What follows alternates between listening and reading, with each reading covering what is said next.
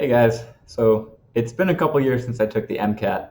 I'm now midway through my medical school career, but nonetheless, I wanted to share my advice and my path to success. And I think having gone through the first couple years of medical school actually gives me an interesting perspective, and I've learned a lot of things about how to study, so I want to share my advice with you. So that's my score report. Good for me.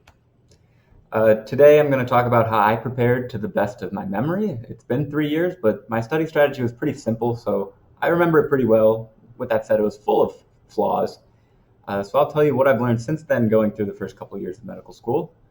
I'll tie that into what I would do differently if I could, and then I'll give you my final recommendations. So first of all, my timeline. I began studying around early June, and my exam date was mid to late July. So that gave me a good month and a half to really focus on it. I was fortunate to be able to kind of take time off from everything else in my life and really focus on this exam. So I would put in 6 to 8 hours per day, nothing too crazy. Uh, Typically take one day off on the weekend, and I think that was just enough studying and just enough time to really prepare me for success on the exam. I know it's not typical to be able to take time off like that, and most of you are going to have to study for this exam while you're in your semester. You're going to have to balance it with the other extracurriculars. But as long as you start early, you say if you do have to study during the semester, give yourself 3, 4, 5, or 6 months, and consistently put in 3 or 4 hours a day. I don't think you'll be at too much of a disadvantage. So the way I studied was primarily content focused, which was a big mistake, but I'll get to that later. So starting off, I bought Kaplan's 7-book set and I read it front to back. By the way, I have no preference on which particular company used. Kaplan was just the name I was familiar with at the time, so I used their product. After reading it once, front to back, I read it again front to back, and this time I took some handwritten notes, and I have some of my notes with me. So I took pretty detailed notes. And then after reading the review books for the second time, I read through my notes a couple times. And I made some flashcards. Yes, I made handwritten flashcards. I didn't use Anki. I made flashcards for some of the lengthy equations in physics and chemistry, and some of the psych and soc definitions. I feel like psych and soc is a lot of people's last names, and it's very difficult to memorize. So the flashcards helped me with that. All in all, I had less than 100 flashcards. I don't really love incorporating flashcards into my primary learning strategies, but I did make a few for some of the things I had to memorize. As far as practicing, I would typically do 1 or 2 practice passages a day and, kind of working my way up to full-length sections. I would set aside about an hour, maybe an hour and a half a day to do practice, which is a good start. And if I had extra time, I would do some standalone questions. As far as full-length practice exams, I took my first full-length practice test after my first review through the Kaplan books, and I was very confident, and I said, okay, I've seen everything once, and I should be able to do pretty well on the exam. And I scored about a 500. I don't remember the numbers exactly. Unfortunately, it's been a few years, but I remember being right around 500. And this was pretty disappointing for me because I feel like I had a good grasp on the content, and I had some pretty high goals, and I knew I had a very high potential, and I was disappointed to see a score that wasn't in line with my goals.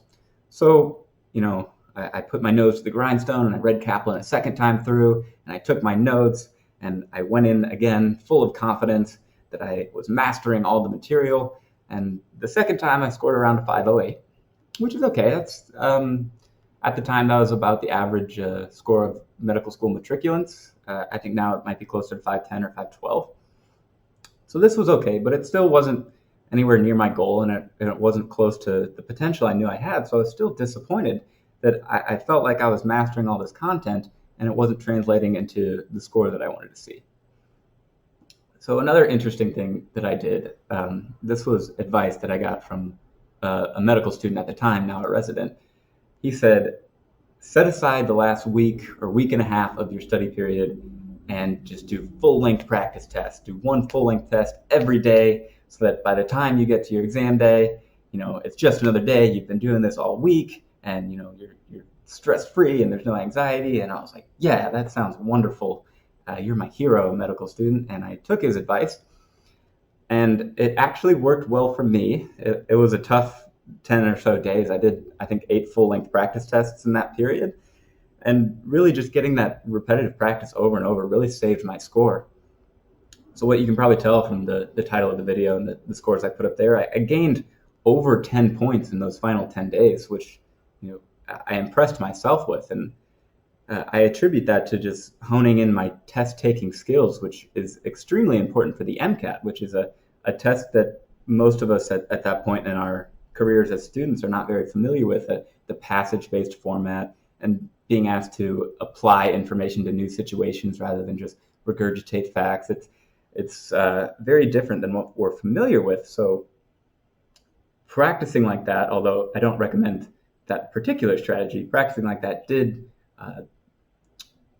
help me a lot to reach my goals. So why did I use this method that clearly wasn't working? Well, I figured I was a pretty good student in undergrad, and what I did in undergrad was go to lectures and take notes and review my notes and then do well on the exams and move on with my life. So I figured when I was studying for the MCAT, I would read the material and take notes and review my notes and do well on the MCAT and move on with my life. The only problem is that doesn't work for the MCAT, and there's a lot of reasons why. So in your undergraduate courses, the ones giving you the lectures are the same ones writing the test. So they're going to emphasize what they think is important. You're going to pick up on both conscious and subconscious cues as to what they're going to test you on. And if you listen to the lectures intently and take good notes, it's a good formula for success on their exams. In addition to that, they don't write exams like the MCAT is written. They typically have short question stems. In undergrad, at least my professors did, and they just kind of called upon your knowledge to recognize a particular fact that they wanted you to know. Whereas in the MCAT, mostly everything is passage-based. There's a lot of background information that you have to internalize very quickly, and you have to mix that in with your background knowledge and then apply it to a new situation to answer these questions. It's a very difficult skill to master. So looking back on it now, it makes sense that studying the same way I did in undergrad wasn't going to be a recipe for success on the MCAT. But at the time, I thought it might be. So what else have I learned, since I took the MCAT? This is an interesting review paper on some of the methods of studying, but it goes into the high, moderate, and low utility study practices. So you'll see on the low utility there, rereading, highlighting, summarization, and note-taking. Those are all the lowest utility study methods. And that's exactly what I did for the bulk of my MCAT studying. And obviously, that's why I wasn't seeing the results I wanted. And then you see there on the high utility, you have practice testing and distributive practice, which is kind of the reason that toward the end, as I started to generate my testing skills, taking practice tests over and over and over again, even though that wasn't fun, and I don't recommend jamming it all into the end like that, it did end up helping my score. And this is a major reason why. In addition to that, this is a graph you've probably seen before, and if you haven't, you will soon as you're studying for the MCAT. This is the Ebbinghaus forgetting curve. It basically says that you learn a piece of information right now, you're going to forget it tomorrow, but if you learn it again, then it'll last a little longer. And as you keep spacing out these intervals, which is called spaced repetition, the memory will get stronger and stronger and stronger until eventually, it's pretty safe to say that you'll remember it for a decent amount of time. So this should be a very important method in your studying. You can do this with flashcard systems like Anki. Their algorithms are essentially based on this Ebbinghaus forgetting curve. But it's important to remember that if you're doing enough practice and you're varying the subjects that you do, you'll get the same kind of spaced repetition from your practice testing experience. What else? The testing effect, also something you might be familiar, but the testing effect is all over the literature of successful ways of learning, and it essentially says that you have to consistently test yourself to form strong memories that can be transferred and applied to new situations. Again, if you're using things like Anki, you're constantly testing your ability to recall certain facts and content. And if you're practice testing, obviously you practice not only recalling certain content, but applying it to new information, new situations to help you succeed on the MCAT. What else have I learned? I learned the difference between rote and conceptual memory, also something you may become familiar with in the near future if you're not already. But essentially what this says is memories that are context rich are far stronger and far more easily transferred and applied to new situations than memories that are context poor. And this is actually one of the reasons that I continue to recommend practice testing and practice passages, standalone questions, over things like Anki flashcards, because I think by consistently showing yourself this information in a context-rich format, you'll actually build stronger memories and will allow you better odds of long-term performance when you get to the MCAT. Again, this is very theoretical, so in my mind it makes sense that practice questions should be better than Anki flashcards, but this hasn't necessarily been demonstrated to be true specifically regarding the MCAT, so just a little bit of theory, but keep in mind that you do need to mix in some context with your studying, and it's helpful to actually understand things rather than just be able to regurgitate certain facts, as you probably know. And then a really interesting thing I learned, this idea of desirable difficulties, which is a coined term by Robert Bjork in 1994. And what he says is learning is most efficient when the student is forced to generate the answer, solution, or procedure. And this is essentially what we know as active learning. And the most interesting thing is that this is essentially backwards from not only what I was doing to prepare for the MCAT, but this is backwards from essentially everything we've been doing in the educational system up to this point. We learn a new topic, we rehearse that topic, and then we're tested over that topic to see if we remember what we learned. But if you really want to set yourself up for optimal long-term performance, testing actually needs to be a means by which you both learn information and rehearse information. And by testing yourself repeatedly, you'll set yourself up for long-term performance. That is, when you actually get to the MCAT, you want to be able to perform. So this has been shown to work over and over again. The question is, why isn't this implemented more in the educational system, and why isn't everybody doing this? Well, the thing about these desirable difficulties is they're uncomfortable to do because they slow down apparent learning, but they actually aid in long-term retention, transfer, and application of knowledge. In other words, for me, to put it in my example, when I was reading my review books, I felt like I was learning a lot, and when I was taking my notes, I felt like I was learning a lot. So that's the apparent learning. I felt like I was mastering the content to the level that the MCAT demands. But when I was taking my practice test, I was realizing that simply wasn't true. So I was becoming familiar with my resources. I was becoming familiar with the cues that I was given. I was becoming familiar with the context and the order that the information was presented. And I was confusing that for a deeper understanding. And then, as you know, if you've done practice tests, when you start to practice, you're repeatedly reminded that you don't understand things as well as you think you do every time you get a question wrong. That's a hole in your understanding. So it's very uncomfortable at first to say, okay, I'm not just going to do this content review, even though I feel like I'm learning well. Instead, I'm going to practice, and I'm going to consistently remind myself that I don't know as much as I would like to. But it's very important, and it sets you up for long-term success. So he goes a little deeper into this and characterizes what he actually considers a desirable difficulty. So not only do you have to test yourself, but you have to vary the cues and the context in which you test yourself. So again, this is another kind of theoretical reason that I think, although Anki and practice testing are both excellent resources to use for studying, I think your study strategies should revolve primarily around questions, because you're consistently varying the cues and context in which you're learning, rather than seeing the same flashcard over and over again and answering the same free recall over and over again. It's very important to vary the context. What else does he say? Interleaving is greater than blocking. That is, mixing up the subjects is far superior than to just learning general chemistry all at once, and then organic chemistry, and then biochemistry and biology, section by section. That would be blocking.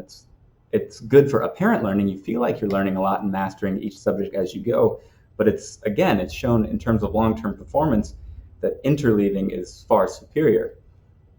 So again, this is thing like your Anki deck on random, or this is thing like mixing up your practice. So you're doing all kinds of different sections instead of mastering one before you move on to the other. And then this kind of leads into a question that I get pretty often. What about the subjects I haven't learned yet, which could be a situation you find yourself in? Maybe you haven't taken a psychology class, maybe you haven't taken a sociology class, so all of that information is new to you. So does it make any sense to test yourself on that information when you have very little background knowledge of it? Kind of the gut feeling you get is no. Why would you test yourself when you know almost nothing? You're just going to get everything wrong.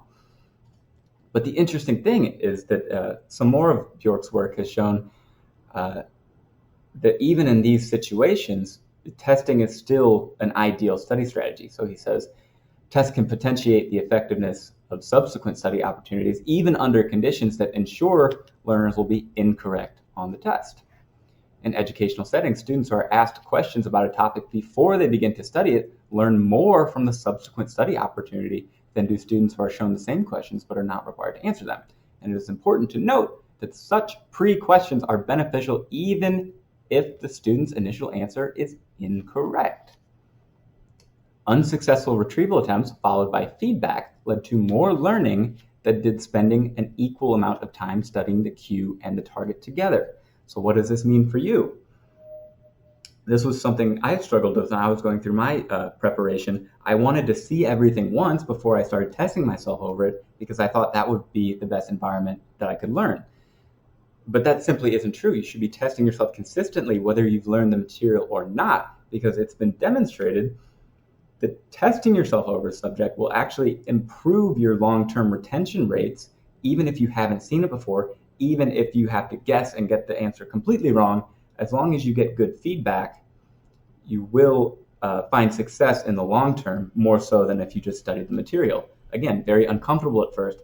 It's detrimental to your apparent learning, but it's very good for your long-term retention rates. And then these are just a couple more examples that you can read on your own if you'd like. But having said all that, now that I know some of these things, now that I've kind of refined my study strategies as I've gone through medical school, what would I do differently if I had to go back and study for the MCAT? Well, obviously, as you can kind of infer, I would do more practice and I would begin my practice earlier. Essentially, in my opinion, practice testing should be the primary means of content review. Obviously, you won't learn everything right away from your practice questions, so it's important to supplement that with content-based material. The MCAT is very broad. There's a lot of topics brought up. There's not a whole lot of depth to go into, but you need to be familiar with a lot of things. So it is important to get your content knowledge somewhere. I don't think any one way is any better than the others. If you like review books, you can pick whatever company that you're comfortable with and read those. If you like video lectures, I have a few on my channel. It's far from comprehensive, but you can take a look at those if you'd like. Khan Academy has a bunch of free videos. And then obviously you can use Anki as a means of content review. You can get a pre-made deck with however many 6,000 flashcards, and you can use that as your content review. Essentially, as long as you're doing it with practice, I don't think that any one source of content is any better than anything else. Just whatever makes you happy, whatever you're comfortable with. I would do multiple practice questions every day, at least one of each section. UWorld is something you may have heard. Their MCAT program wasn't around when I took the MCAT, unfortunately. But as you go through medical school, you'll become very familiar with UWorld because it is by far the gold standard when it comes to preparation for medical school board exams. And what I can say from having seen their content for medical students is they definitely pride themselves on quality. And even having never seen any of their MCAT content, I can still recommend it because I trust that they will produce high quality products. So I haven't seen those, but I still recommend them because I believe in the company. I believe they produce high quality products. And I would say do all of those questions. And on your weaker sections, you might have to search for even more practice. I would do full-length tests early and often. Obviously, you should be spacing them out based on your schedule and based on how early you're studying. But I think it's reasonable to shoot for at least one full-length test per week. And, you're going to have to sacrifice weekends to do this. A lot of times, a Saturday or a Sunday is going to be your best chance to get, 7 uninterrupted hours to sit down and take these tests. But as you'll soon learn as you go through your career as a pre-med student and a med student and a physician, there are going to be a lot of sacrifices you have to make. That's part of the deal. So practice tests really are that important, and they deserve that amount of sacrifice, one per week. Some of the ones I recommend, obviously the 3 AAMC official full-length practice tests. For me, I found those to be pretty reliable in terms of score prediction. So maybe take one as a baseline, maybe save the others for closer to your exam date, so you can kind of judge how close you are to meeting your goals and whether or not you have to delay your test date and so on and so forth. One of the ones I personally recommend is from a company called Altius. I believe they sell packages of either 3, 5, or 10 full-length exams. The 10 full-length exams is $300. Not cheap, but I took a lot of these. I didn't finish all of them. I wish I would have, but I thought they were of extremely great quality, and I thought the explanations to their questions were of equally great quality, and I actually highly recommend these.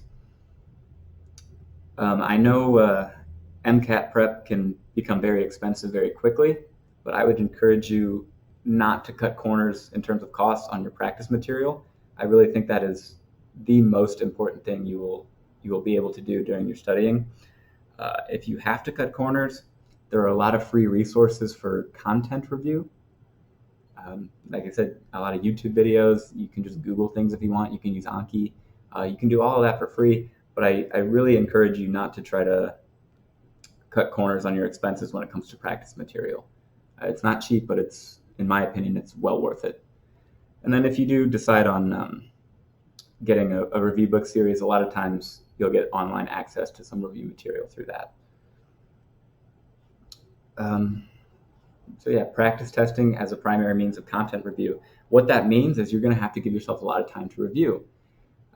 Like I said earlier, I took like 8 practice tests in a 10-day period, so I hardly had any time to review those, which was one of my big mistakes. Obviously, at that point, I was pretty comfortable with the content and I was working on my test-taking skills, but I definitely think it's important to thoroughly review both your correct and your incorrect answers, and that's going to take a lot of time. So, keep that in mind as you're building your schedule. So what this means in terms of final recommendations, obviously practice early and often. That is your single best tool. I would do all of UWorld's practice questions. I would do all 3 AAMC full length. I personally recommend the 10 Altius full length questions. I think they're very high quality. And if you have time and if you're starting early, which is great, I encourage you to search for more if that's not enough. What's going to happen, especially if you do this early, is you're going to get some poor scores at the beginning, and that can be very discouraging. But I encourage you to keep on going and trust that whether you're initially performing well or you're initially performing poorly, both of those situations, practice testing will be the highest efficacy method to help you improve. As far as the rest of your content review, Anki can be a great tool for learning a lot of the little details and memorizing some of the facts. I would say it is not a substitute for practice questions. It is completely different. When you're training with Anki, you're training yourself for free recall of certain facts and details. You're not necessarily getting that practice with transfer and application of knowledge to new situations, which is so important on the MCAT. So I would say use it if you like it. It can be a wonderful tool, but also do a lot of practice. And if Anki isn't for you or you're looking for other content, I would say find what you're comfortable with. And kind of lastly, you got to trust the process. So one of the downsides of this is when you're focusing on practicing your application of knowledge, you're decreasing the time available for content review and memorization, simple opportunity cost. But like I said before, rereading, note-taking, highlighting, been demonstrated to be very low efficacy study methods, whereas practice testing and spaced repetition are consistently proven to be the best methods to help you reach your goal. So you're going to have to take a sacrifice in some of that apparent learning so that you can realize your actual potential come exam day. And a lot of that comes with trust.